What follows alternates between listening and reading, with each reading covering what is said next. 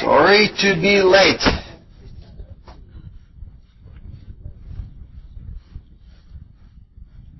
What we're going to try and do today is look at some of the flavors of Saturn and Jupiter. And the line of consciousness between Saturn and Jupiter has often been called the line of judgment. He spent much time in court. After a few visits, you begin to understand how very veteran judges seem to become of a specific type, one type or another. And those two types of judges seem to fall in opposite types.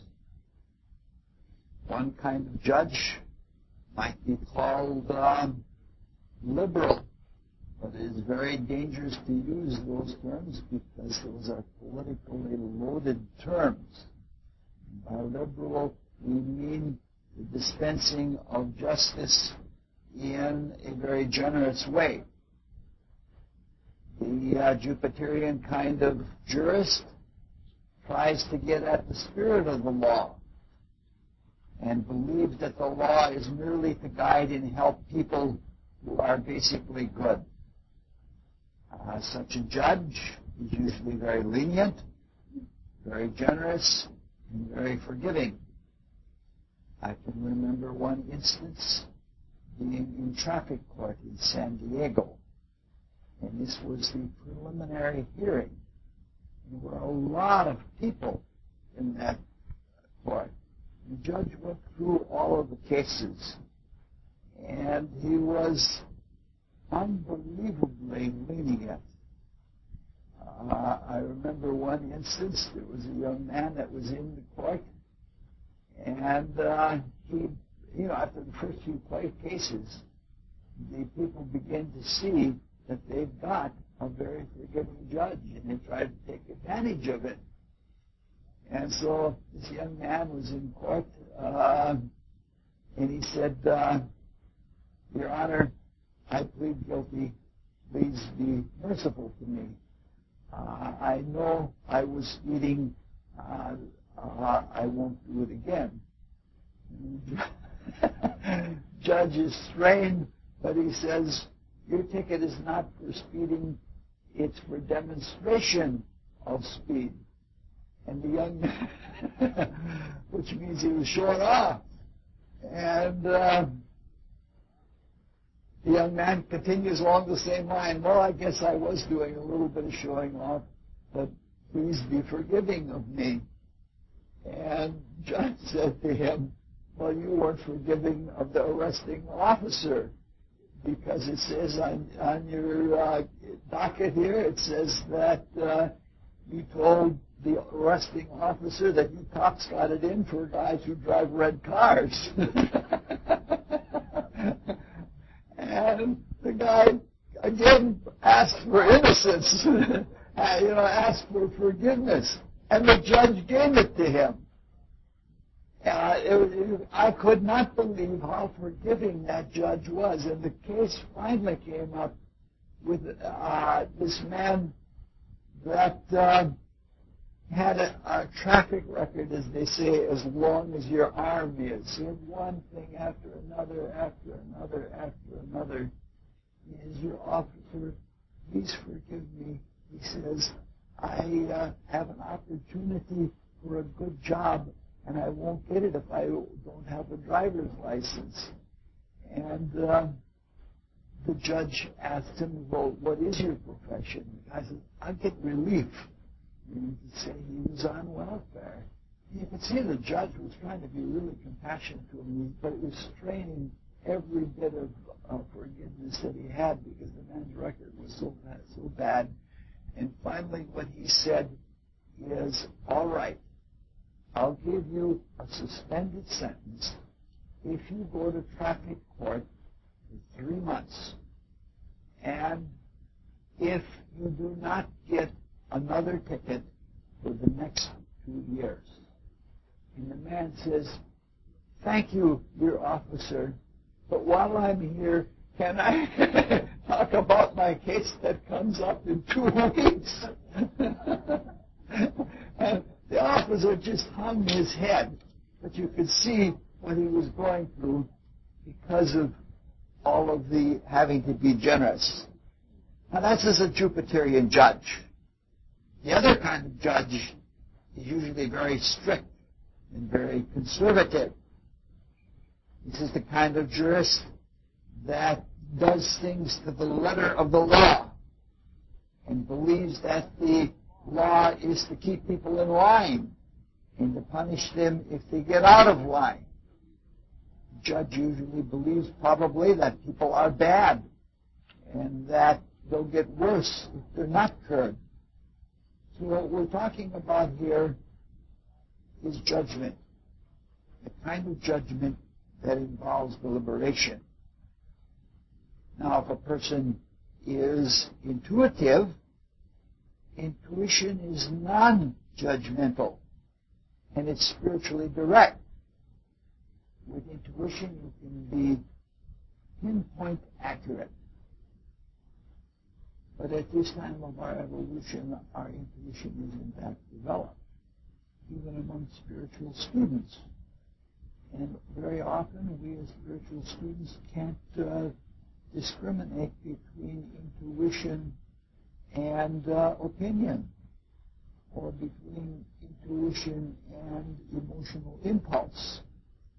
It's one of those things that, we act on things and we think this is intuition, but it's really not. And for this reason, intuition is not allowed as admissible evidence in court. And that is rightly so. It shouldn't be that way. We shouldn't try to say, well, intuitively I believe this person is guilty. We can't be that sure. Oh, geez.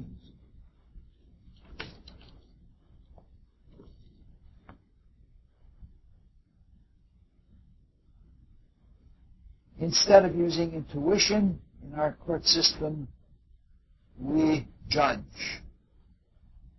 And when we judge, our judgment is not always accurate. And as a consequence, we try to judge from information. We try to judge from what is called evidence. And we try to deliberate what motivation was or what misunderstanding was involved, but we aren't really accurate. The process of judgment has always been symbolized as Themis, the goddess of justice, who is blindfolded, and she has the scales. And that's a very good symbol, because as we deliberate, the scales go up and down. The libration means that we're trying to get closer and closer to the truth, closer and closer to what is exactly the weight of something. And that is a matter of constantly changing the parameters that we're judging by. Obviously, if we overestimate something, we're being Jupiterian. And if we underestimate something, we're looking from the Saturn point of view. And those are the two things that are involved. Jupiter is always too much. Saturn is always too little. Jupiterian people take an exaggerated view of things, and they overlook things. A Jupiterian person will often believe they can do more than they really can.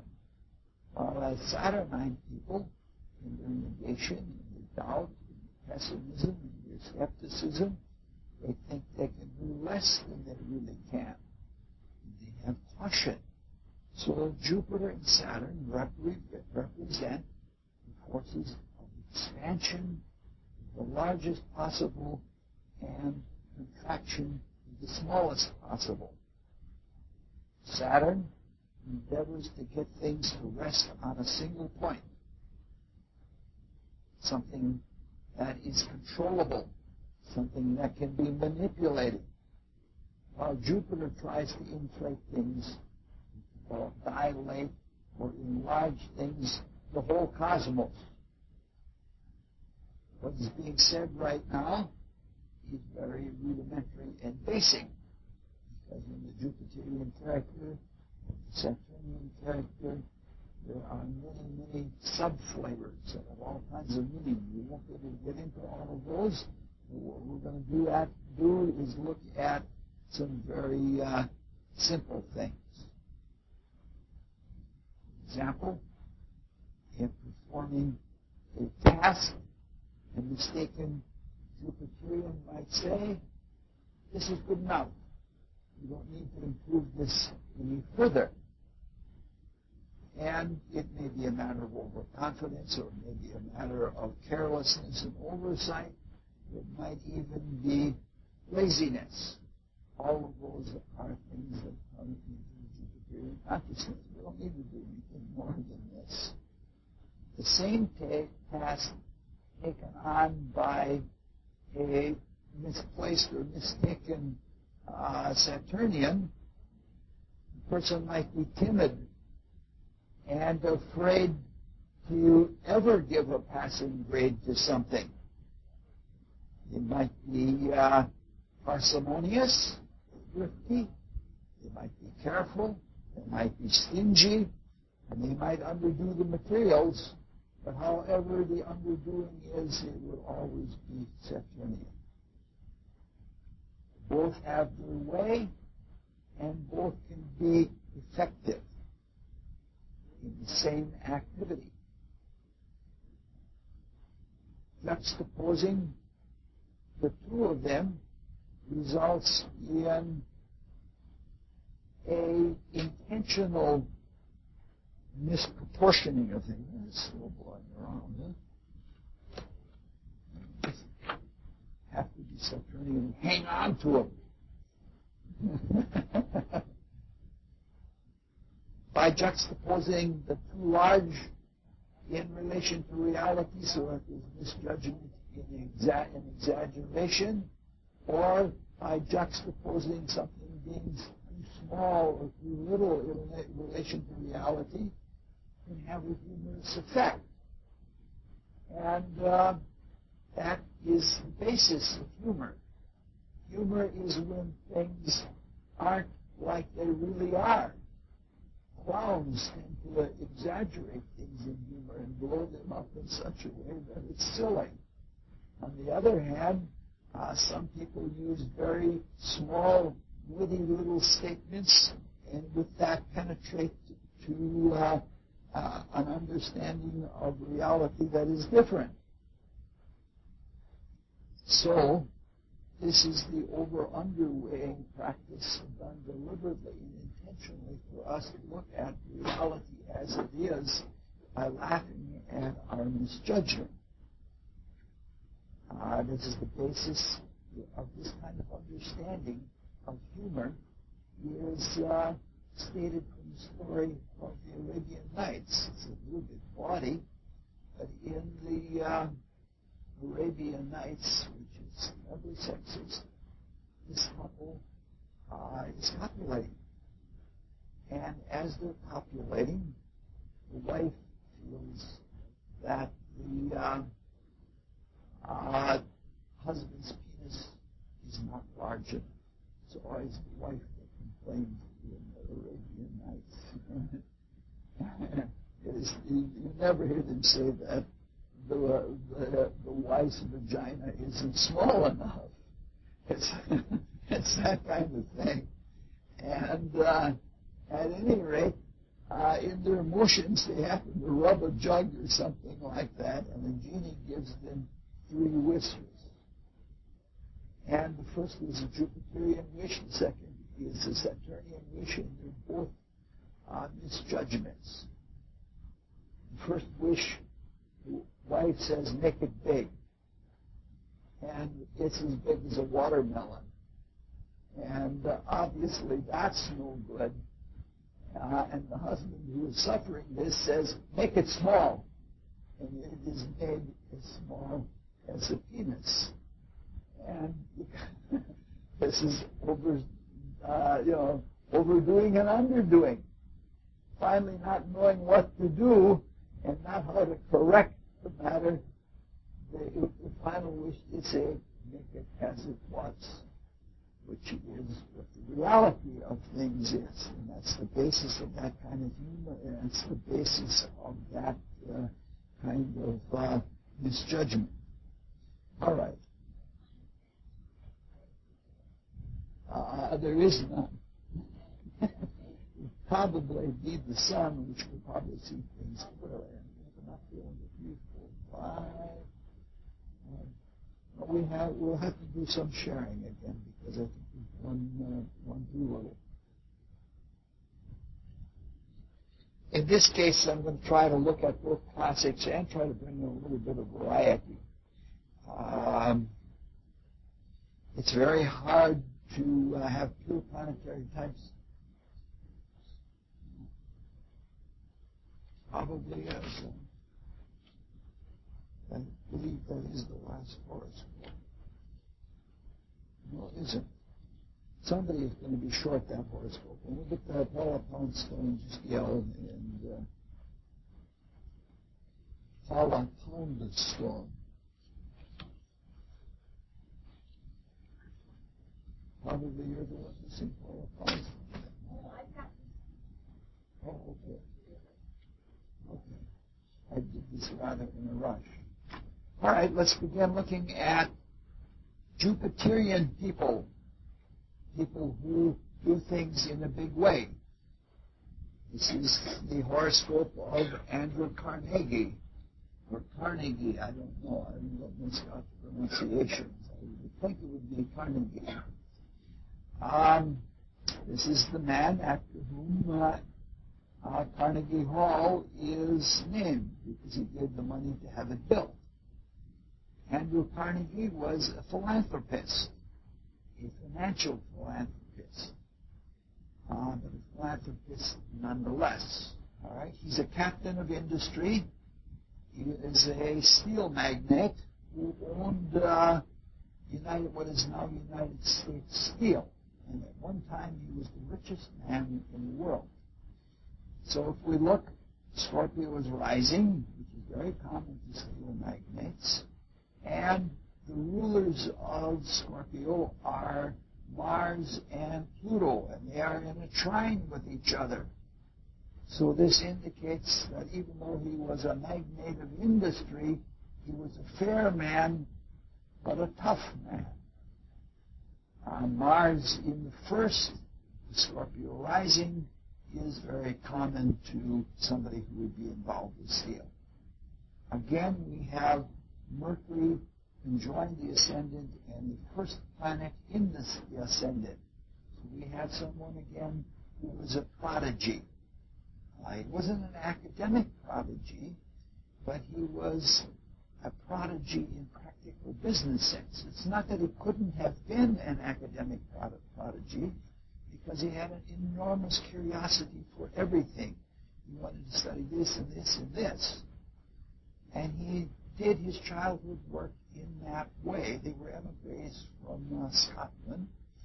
I think the weaving trade, when the spinning mills were built, Scotland went under the Great Depression because the spinning and weaving that had been done in Scotland by hand was no longer a necessary thing. You could make fine thread in spinning mills. So the family emigrated to the United States. And he was a typical Mercury rising child. He was a delivery boy. But he was a very shrewd delivery boy. It's a fixed sign, the Scorpio, so there's retentive mercurial qualities there. And what he did is when he went around delivering, he memorized the names and addresses of all of the important people. And he later used those as he became, in his business, started to be an up-and-comer. He knew the names and addresses of people, and he put that to use when he made contacts with them later on in life. This is called a dirty data horoscope, meaning to say that there's a little bit of guesswork in the horoscope because the very exact time of birth is not known. I am honoring the database that I'm using, and I'm using their time, but I'm almost convinced that this person was born earlier than this. Earlier, not much earlier, but a little bit earlier, because earlier would have the Sun and Mars in the second house, which would indicate the great wealth, and the great wealth that was accomplished by working very hard. Earlier would have Pluto in the sixth house square to Jupiter. Jupiter represents the ideals, and if Pluto were in the sixth house, it would be that kind of thing where you use power to put down labor, even though you had ideals that organized labor was all right, because that's exactly what he did. Earlier would have Jupiter in the ninth house, the house of higher values, which really describes him. Even with this horoscope, he's a very generous idealist. That's indicated by all of the Sagittarian planets, which are ruled by Jupiter. Jupiter in the ninth house would magnify that greatly. Even without that positioning, Jupiter is trine to Mercury, and that indicates appreciation of intellectual values. As he loved all things intellectual. When he was a delivery boy, he would time his deliveries so that the deliveries to the theater would happen to coincide with a Shakespeare play or something like that, and he could take in the play. With Jupiter trine to Mercury, he could see the big picture of things, but he could see what were the key things that pointed that picture out. That's always the way it works with positive Jupiter-Mercury aspects. Having the big picture and being able to know the precise details that were important, he could act and take initiative very boldly, which is what the Sun and Mars would do. He would act extremely boldly. And he took very bold measures at several times in his life because he had faith in the big picture that he had, and he was always right. And this is why he became fabulously wealthy. People couldn't believe when he gave up the way of life that he had because he was going to be doing something different. And he did it because he could see that something different was going to be a big thing. Now, this is somebody that didn't care about wealth. He said he didn't care about it. And he said, it's nonsense to have more wealth than you really need. This is the man, mind you, now this is the richest man in the world that says that. But he was true to his word. When he became 64, he sold everything he had. And almost all of it he gave away in philanthropy. He gave things to help people help themselves. So that Mars flavor that was with the boldness was also for helping people to help themselves to do things. For example, he gave many hundreds of millions of dollars to public libraries. In fact, most public libraries in most cities in the United States were called Carnegie Libraries. Until they moved to our current location, the Madison Library was called the Carnegie Library. So by the time that he passed on, a few years later, he had donated 3/4 of his wealth. He had given it away, and the rest, I guess, was put into trust. This is the big picture. All right? Let's move on to the next horoscope.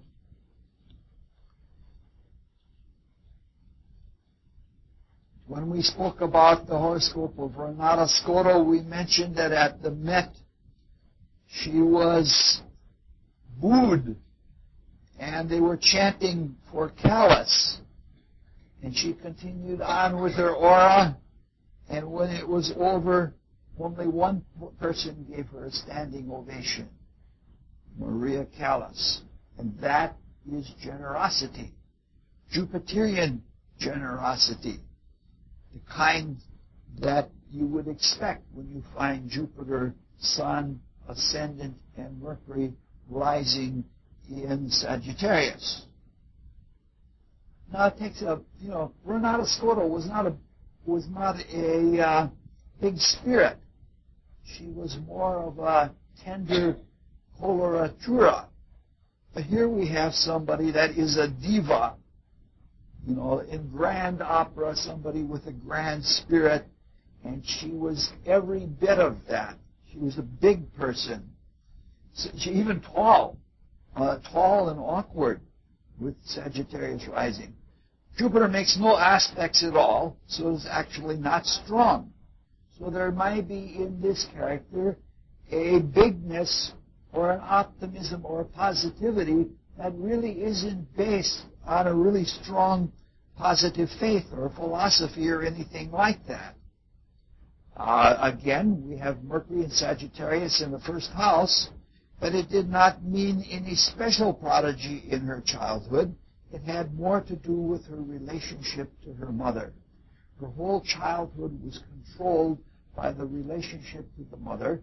Mercury is square to the sun, square to the moon, and the moon is always the mother, and it is close enough to the 10th house cusp that you can say that she was a dominating objective parent.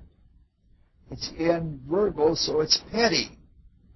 So her mother had these petty ambitions and pushed her and pushed her and pushed her because she was much too easygoing to have a career on her own. When she was done with her mother, she married a husband that was selected by her mother, who was, again, the husband is indicated by the Mercury ruling the 7th house, and he was a wealthy, older Italian entrepreneur.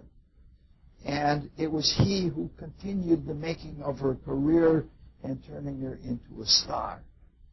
Now, Mercury is more concrete than the broad and the general Jupiterian Sagittarius kind of person.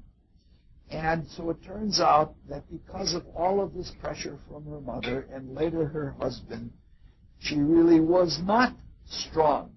And what happened is she became a nail-biting neurotic. And even her bigness was not enough to overcome the neurosis that's in it. So what she did is she became a volcanically temperamental person. The sun is square to Uranus, and she would storm out of the theater, and very often may even have been lazy, and she would storm out of the theater, and she wouldn't be practicing when she should. Famous temper tantrums, even on stage she had them. She eventually did find love, as we all know. She stayed married to her husband, but she had a relationship even early on, even as a child, with Aristotle Onassis. And he is not indicated by Mercury ruling the 7th house. He is indicated by Pluto, powerful, and he was at that time about one of the most richest people in the world. He was in the oil tanking business, and his power and his will was a sustaining thing to her. He was the one that could calm the temperamentality, and that's indicated by the trine of Pluto to Uranus. So even though she was married, she carried on an open affair with Aristotle Onassis, but then he broke her heart by marrying Jackie Kennedy. And she died quite young, Maria Callas did, because she never overcame. She went, after Jackie died, She went back, Callis went back to Ari, but it was never the same, and she basically died young because she had a broken heart. All right, let's look at the next horoscope. Does everybody know who César Franck is? Maybe I ought to hold cultural literacy courses before the astrology courses. We'll just make the astrology classes be cultural literacy courses. In the same way that there was an irony between Renata Scotto and Maria Callas, in that one was a perfectionist and had a really beautiful voice, and the other had a natural voice, but she didn't perfect it all and just was the big person. When we looked at the horoscope of Gabrielle Fauré in relationship now to César Franck, there was irony again here. Now, Fauré was trained to be a religious composer.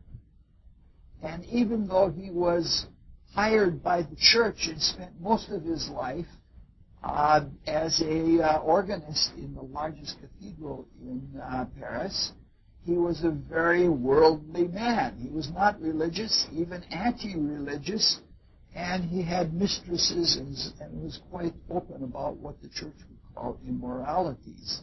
He probably would have a name of some kind of sin for it. Now, César Franck was raised by a worldly family, and he was trained to be a flashy concert pianist, a virtuoso. But he became a religious composer. In fact, he's considered to be the finest organ composer in general and the finest religious organ composer after J.S. Bach. This is an example of a religious, orthodox, Jupiterian type of character. We see the ascendant and 3 planets in Sagittarius. There are another 3 planets in Capricorn in the first house. It's very interesting the way this worked out.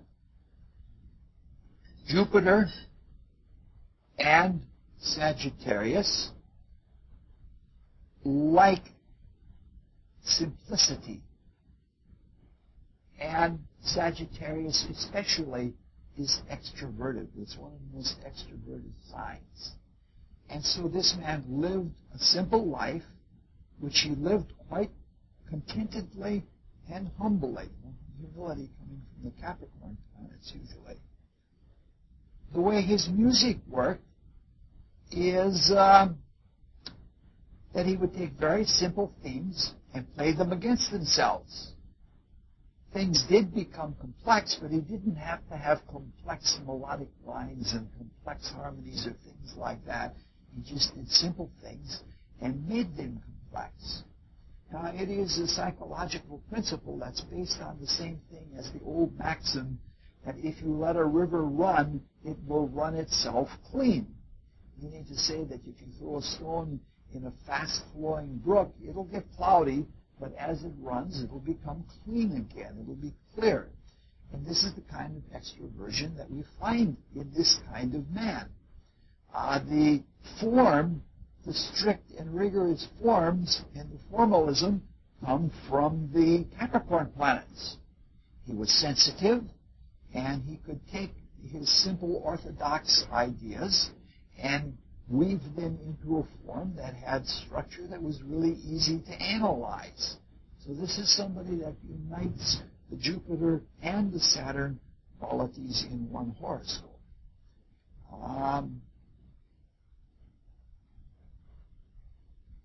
This is simplification compounded without becoming overly complex. Yeah, we better move along. We're going a little too slow with these. But the next one I have to go. Does everybody know who Carolyn Meese is? in this group, I'm surprised. What?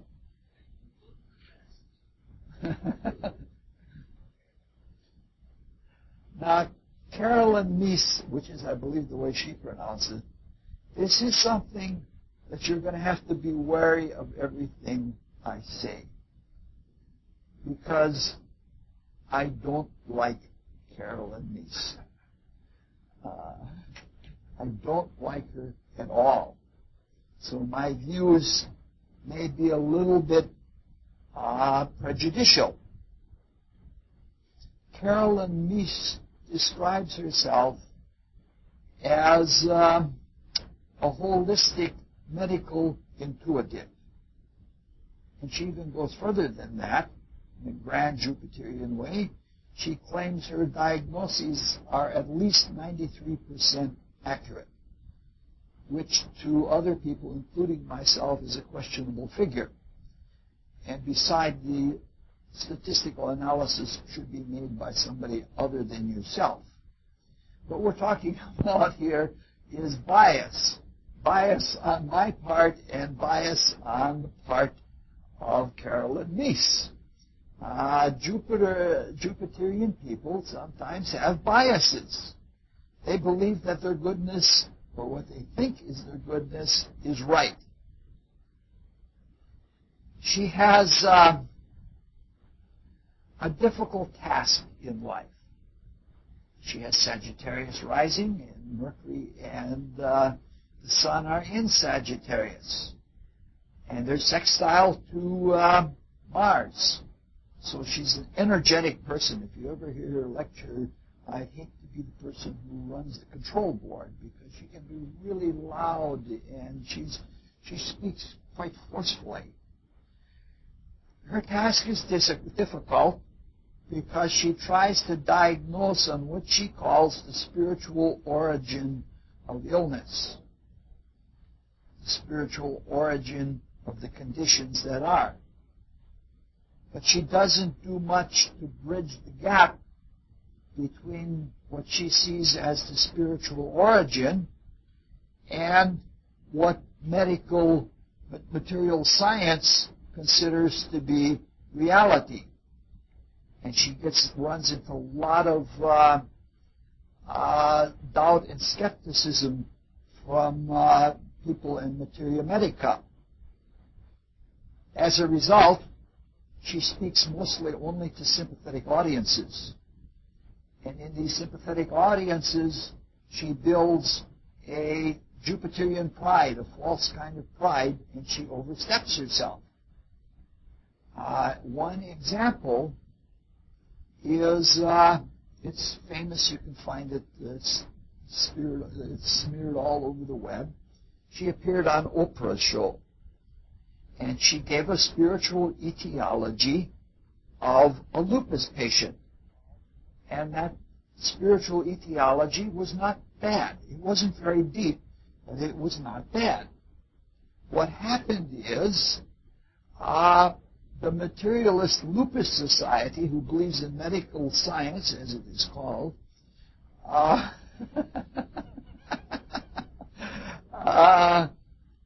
were up in arms because their illness was being taken away from them, and it was being put on.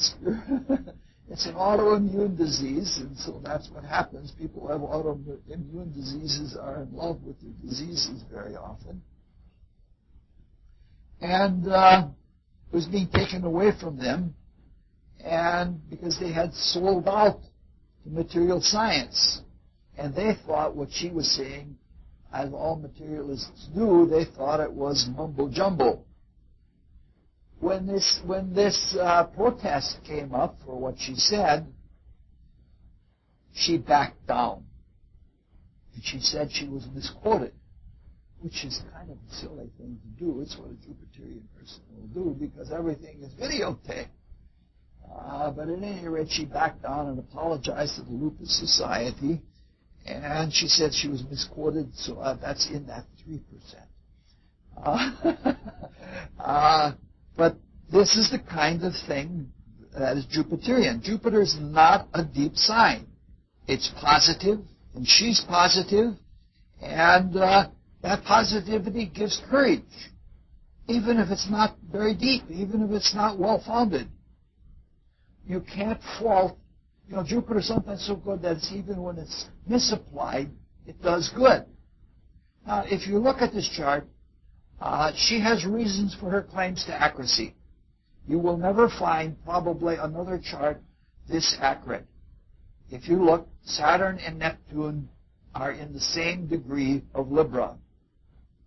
And they are almost exactly sextile to Pluto, which is in the same degree of Leo. And they are both trine to the Moon, which is exactly in the same degree of Gemini. Now, there you have 1, 2, 3 sextiles and 2 trines, all of which are within 1 degree. And they revolve around Neptune, which is probably the source of her intuition, rather than the Iranian intuition. So she has reason, she can be very accurate. But it's the Saturn part of her that is accurate, because Saturn holds everything down, Pluto holds things down, and because it is small orbs, it shows a high accuracy. But where she makes her mistakes are in the Jupiterian part. And she does something that is common to Jupiterian people, religious Jupiterian people. And it's something that happens to be a pet peeve. And that is Jupiterian people generalize beyond the facts. There's a difference between abstraction and generalization. Abstraction is perfectly accurate because in the abstract you have the ideal case. Generalization is fudging things. What she does, and this is something that religious people have done for centuries, not necessarily in New Agey ways, is she'll find something that is a fact, sometimes a metaphysical fact, and what she will do is she'll manufacture metaphysical connections between what is true and the way she wants to believe it to be true. For example, she saw that what the New Agers claim is that there are so and so many chakras, which relate to neuroplexes in the body, and the etheric counterpart of the neuroplexes in the body. And she counts them up, and she says, wow, that's 7. Now, that 7 must mean something. And so what she does is she manufactures this whole big theology of how they relate to the 7 sacraments in Christianity. And what she does is, I think, utterly preposterous, but that's the kind of thing that Jupiter is likely to do. All right, enough said. I don't want to hammer at her too hard. Yes?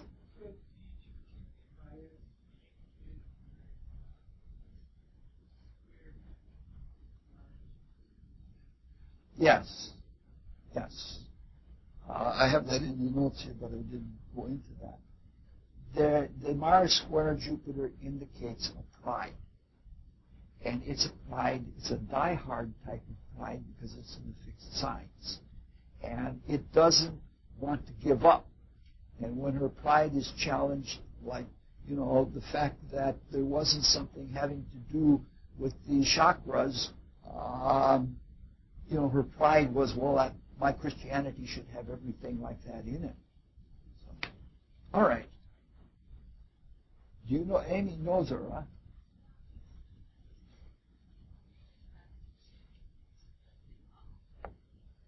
Yes. Yes. Yes. Yep. Exactly. Yep. Yes. She is, in her tapes especially, she's Mars-Jupiter. And Mars-Jupiter is, the big spirit of Jupiter amplified with force, and she's bombastic. And she said, it's tough for me. All right. James Earl Jones. We're now looking at the Saturnine types. Here we have Saturn itself conjoined Mercury and widely conjoined to the Sun, and they're all in Capricorn, as is the ascendant. Moreover, the Saturn and the Sun are opposite to Jupiter and Pluto. It's a tough horoscope. It's a very tough horoscope. We have another child prodigy here. Mercury's in the first house, almost close enough to be considered conjoined with it, and Mercury is trine Neptune. So we can see this is somebody that can see into things mentally. Now, this is a horoscope that is remarkable for overcoming adversity, especially overcoming poverty.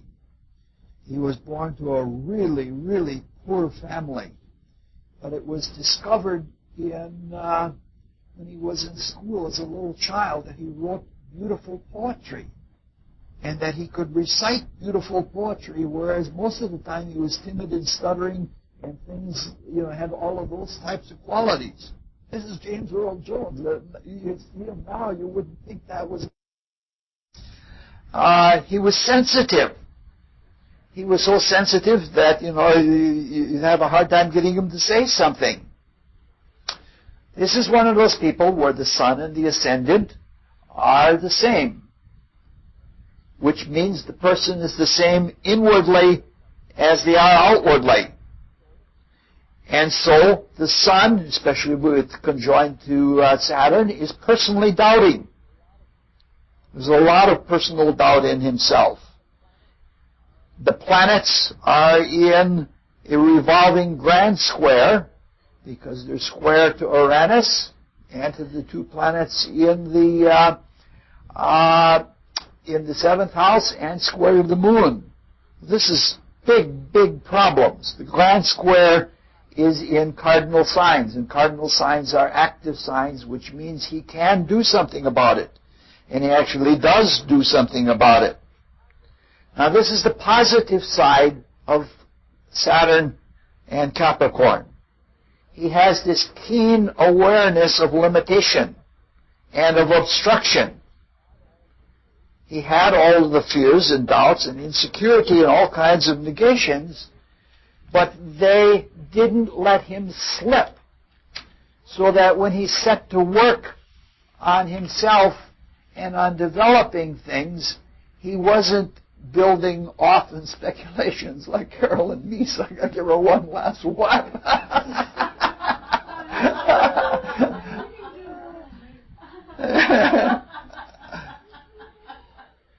Instead, he worked very, very fundamentally,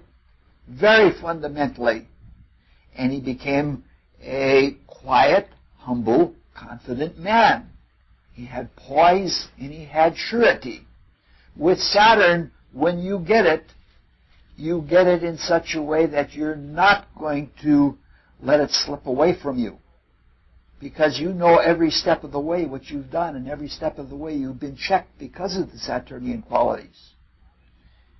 The Saturn individual is always beset with limitation.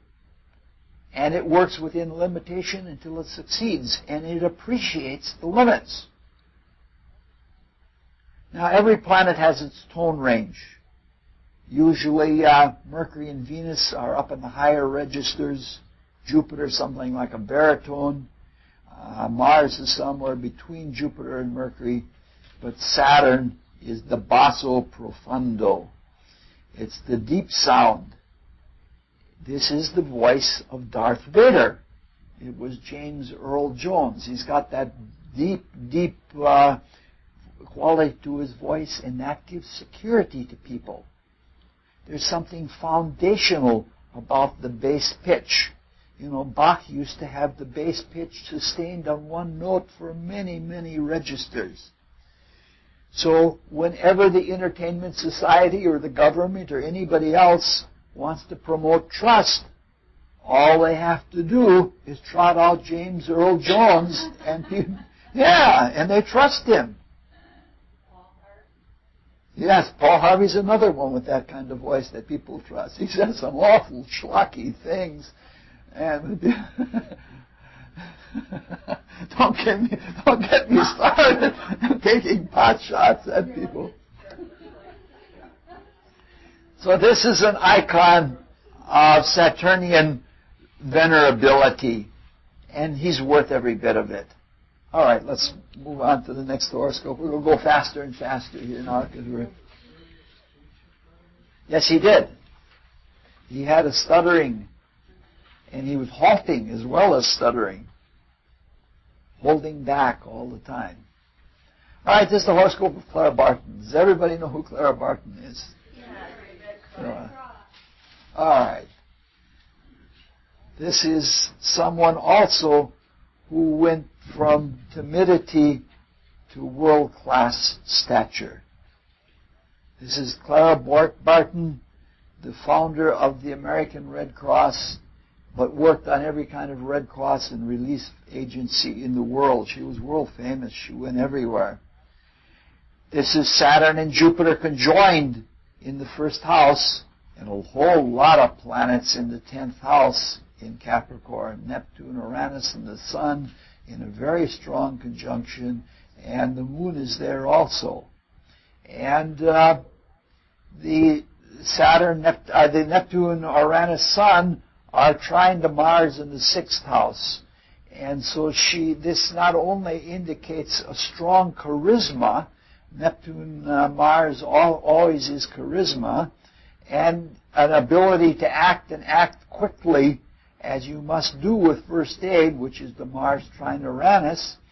The Mars trine Sun indicates that she was ambitious, very highly ambitious, but it's all coming from Mars in Virgo in the 6th house. So she was raised to be a servant. This is somebody who is driven to serve. This is a very driven type of person. Now, in her childhood, she was timid. She grew up in a family of idealists that were suffragettes, that were abolitionists, and whatever cause there was that was idealistic, the family was in it. She didn't always agree with the family, and they fought. And for her, being very sensitive with the Pisces rising and all of the aspects to Uranus and Neptune, this was all very jarring and very confusing. Now, it's always beautiful to see how astrology shows things. Saturn and Jupiter are conjoined. So there is a mixture of positive idealism and insecurity and doubt at the same time. They both trine Jupiter, which show her excellent idealistic education. They're both trine to Mercury. I'm sorry. And but they're also square to the Moon, which indicates the familial upset, especially the mother figure again here. So beside forming the Red Cross, she was a famous teacher of first aid, nursing, everything else. And she went everywhere in the world where urgent help was needed. But like many people who have Saturn limitation, she worked until she exhausted herself. And she always left organizations. And she founded organizations because she wanted to do things her way, and she wanted to work alone. And as soon as any organization became so big that she had to cooperate with other people and accommodate to their ways of doing things, she was out. This would be too easy to say that it was only due to her 10th house ripeness to things and to her Saturnian character, but that certainly plays a very large fact. Third pattern was that she had to retire from health, and part of that is due to the Saturnian quality of the chart, and part of it is due to Mars burning itself out. She was always pressing against the limits, and she went too far for the sake of other people. The other part is that she was compassionate and sensitive and compassionate people are not known to have stamina. It's not, they can do bursts, and that is about it. There's not very much fixed in this horoscope. I think there's only one planet in a fixed sign, so she's good for a short burst, but not something that has to be sustained. We'll hardly talk at all about the last two horoscopes. How does Mars indicate burning out in this last one? Mars in Virgo, it's a common sign, and common signs do things, a little bit of this, a little bit of that, a little bit of that. And the particular thing about Mars in Virgo, it represents lurch efforts. In a male's chart, it almost always indicates, even when well aspected like this, it represents inguinal hernias. Because what happens is they strain too much, and when they strain too much, the weakest part of tissue body is in the inguinal area where things pull apart. Amy can give you a dissertation about it. It's that jerkiness of it. Yes. All right. Guccio Gucci. Everybody knows who Guccio Gucci is, right? That's his first name? Yeah. Yes. Clothes or shoes or purses or something. Yeah. When we think about Saturn, we think that in its parsimonious ways, it doesn't like to waste anything. But Saturn is a worldly planet. It rules Capricorn, which is the height of worldliness. If a person is going to be urbane, it's likely that person is likely to be Saturnine. So Capricorn knows all the details. I'm much more Jupiterian than I am Capricorn, so Capricornian or Saturnian. So I don't notice all those details. Like I'm not chic, I'm not elegant, I'm not cultured.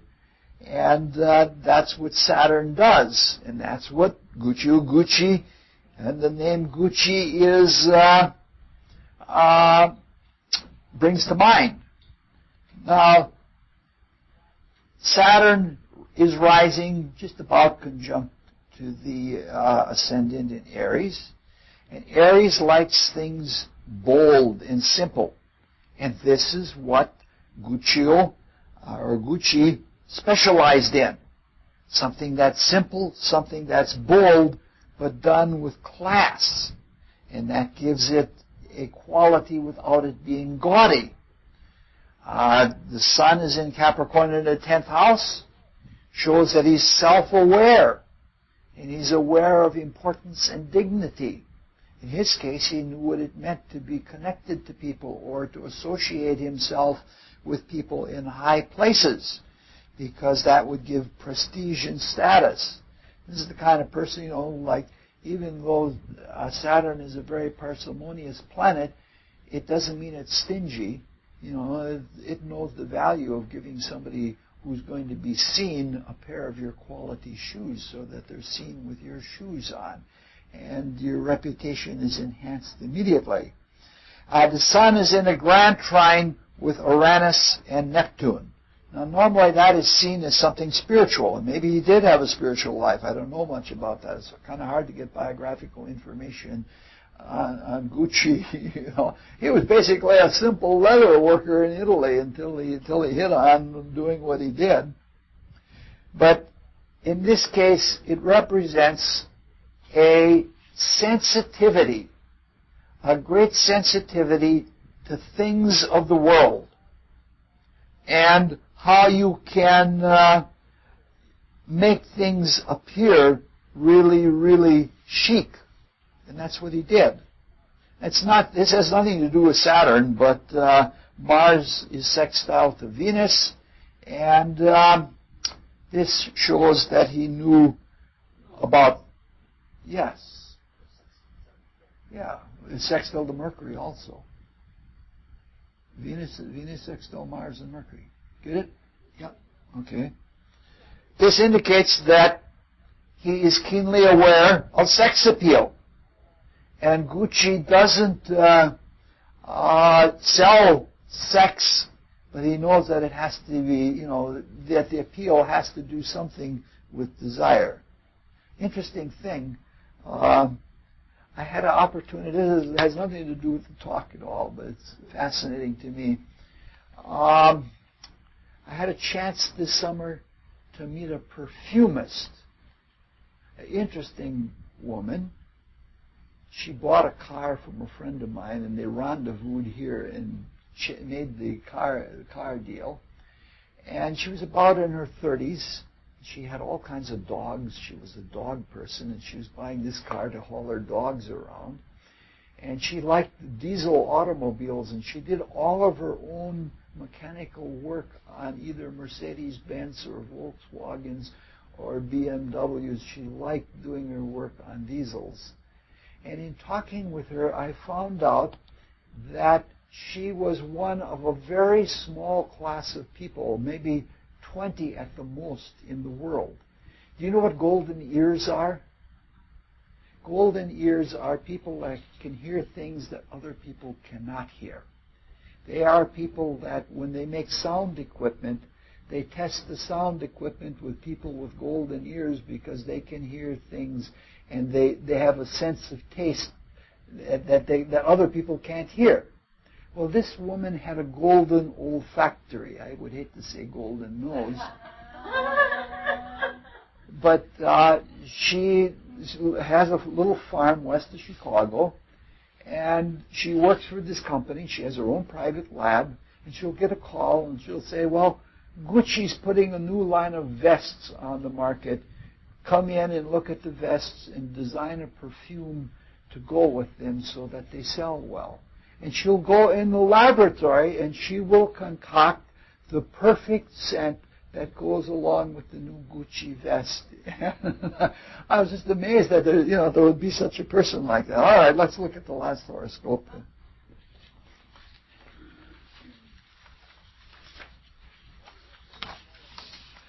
Everybody knows who Paula Poundstone is, don't you? Oh. Paula Poundstone is a comedian. I guess they call them comedians if they're female. Quite a remarkable person. She's very funny. She practices both Jupiterian and Saturnian wit. She will do overstatement, but the overstatement hinges on very pointed irony, which is the Saturnian part of it. And she made quite a career for herself, and she was alcoholic. And on an alcoholic, she went out on a binge, and she had adopted children. And she was arrested for performing lewd sex acts on little children. She really wasn't a pedophile. And it's just that she sort of got out of control with herself. That's the Mars-Jupiter-Mercury overstepping. The other part, the more piquant part, the sagacious part, is the Sun, Moon, and Saturn in a fairly tight conjunction, all being sextile to Neptune and trine to Pluto. So what we have here is a mixture of a Saturn-Jupiter type of person. This is just the opposite of Carolyn Meese. I like this person very much, even though I probably shouldn't. And some of the things she does are troubling to me. On the Saturn side of things, she's got that strong conjunction with the sextiles and trine.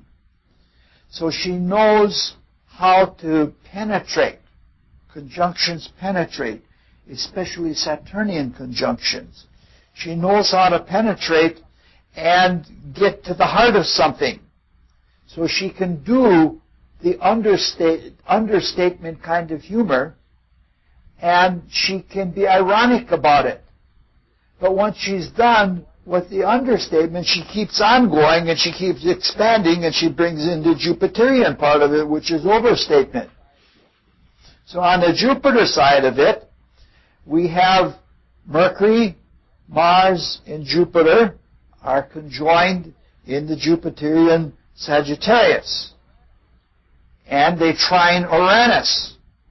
So she can exaggerate things and she can be manic in her exaggeration. And that's probably what happened with her alcoholism. Didn't know when to stop, even though she knew better from the Saturnian part of it. So she exaggerates things and she gets really zany about it all.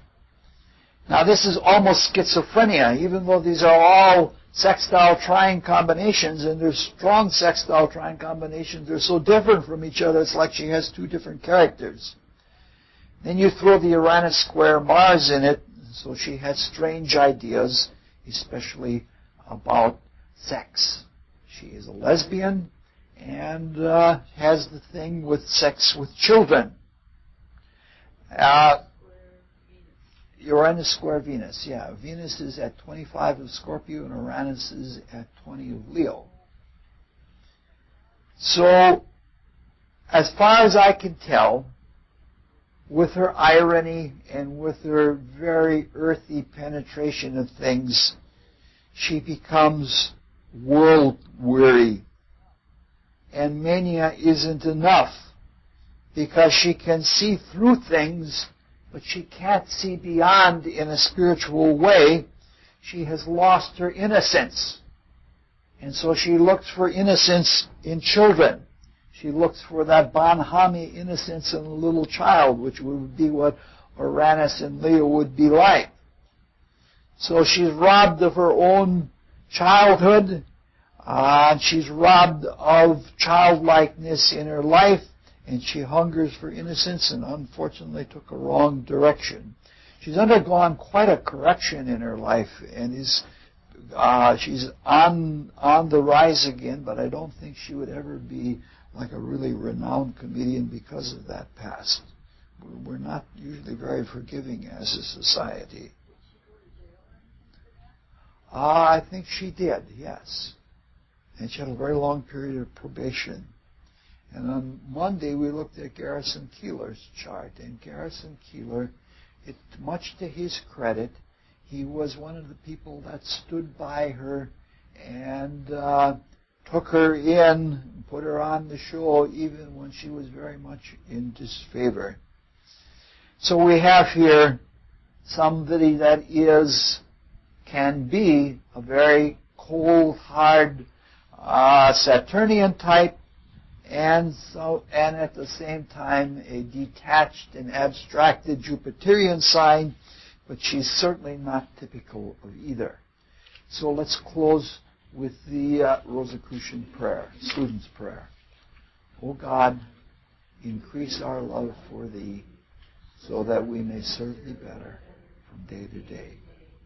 Let the words of our mouths and the meditation of our hearts be acceptable in Thy sight, O Lord, our strength and our Redeemer.